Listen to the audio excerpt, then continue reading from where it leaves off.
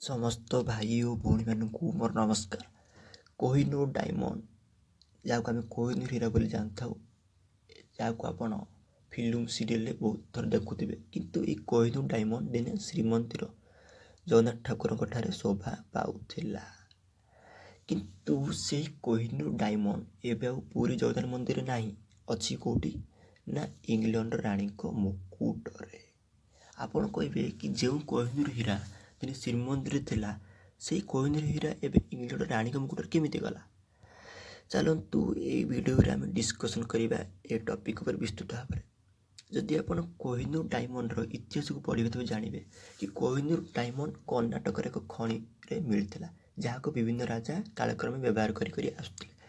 କିନ୍ତୁ ଦିନେ ରାଜା ରଣଜିତ ସିଂ ଯେ ଦେଖିଲେ କି ଏହି ହୀରା କୋହିନୂର ଡାଇମଣ୍ଡକୁ ଯିଏ ବି ବ୍ୟବହାର କରୁଛି ତା'ର ଅନିଷ୍ଟ ହେଉଛି। ତେଣୁ ସେ ଚିନ୍ତା କଲେ କି ଏହି ହୀରାକୁ ସେ ଭଗବାନଙ୍କ ନିକଟରେ ସମର୍ପଣ କରିଦେବେ, କାରଣ ସେ ଜାଣିଲେ ଏହି ହୀରା ହେଉଛି ଭଗବାନଙ୍କ ଠାରେ ଆସୁଛି। ଭଗବାନଙ୍କୁ ସମର୍ପଣ କରିଦେଲେ ଏହି ହୀରାକୁ ଆମର ସମସ୍ତଙ୍କର ମଙ୍ଗଳ ହେବ। ତେଣୁ ରାଜା ରଣଜିତ ସିଂ ଭାବିଲେ କି ଏହି ଡାଇମଣ୍ଡକୁ ସେ ଜଗନ୍ନାଥ ମନ୍ଦିର ଅର୍ଥାତ୍ ପୁରୀ ମନ୍ଦିର ନେଇକି ତାକୁ ଦାନ କରିଦେବେ। କିନ୍ତୁ ପରେ ଏହି ଡାଇମଣ୍ଡ ଅର୍ଥାତ୍ କୋହିନୂର ହୀରାକୁ ବ୍ରିଟିଶର ରାଜାମାନେ ଅପହରଣ କରିକି ତାଙ୍କ ଲଣ୍ଡନକୁ ନେଇଗଲେ, ଯାହା କାଳକ୍ରମେ ବ୍ରିଟେନର ରାଣୀ ତାଙ୍କ ମୁକୁଟରେ ବସେଇକି ପିନ୍ଧିଲେ, ଅର୍ଥାତ୍ ଜାକଜମକରେ ୟୁଜ୍ କଲେ। ଆପଣ ଥରେ ଦେଖନ୍ତୁ ଏଇ ଫଟୋଟିକୁ। ଏ ଫଟୋଟିରେ କୋହିନୂର ହୀରା ଜାକଜମକରେ ସଜେଇଥିବାର ଦେଖାଯାଏ, ଯାହାକି ଦିନେ ପୁରୀ ମନ୍ଦିରରେ ଶୋଭା ପାଉଥିଲା।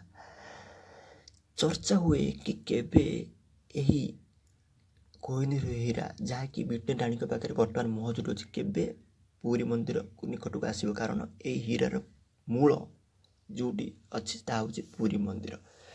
ତ ଆମେ ଜାଣିନେ କି ପୁରୀ ମନ୍ଦିର ପାଖକୁ ଏହି ହୀରା କେବେ ଆସିବ।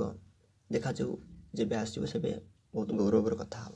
ତ ମୁଁ ଏଇଠି ଟପିକ୍କୁ ଶେଷ କରୁଛି। ଟପିକ୍ ଉପରେ ଆପଣଙ୍କ ମତାମତ ଆମ କମେଣ୍ଟରେ ନିଶ୍ଚୟ ଜଣାଇବେ। ସମସ୍ତଙ୍କୁ ନମସ୍କାର।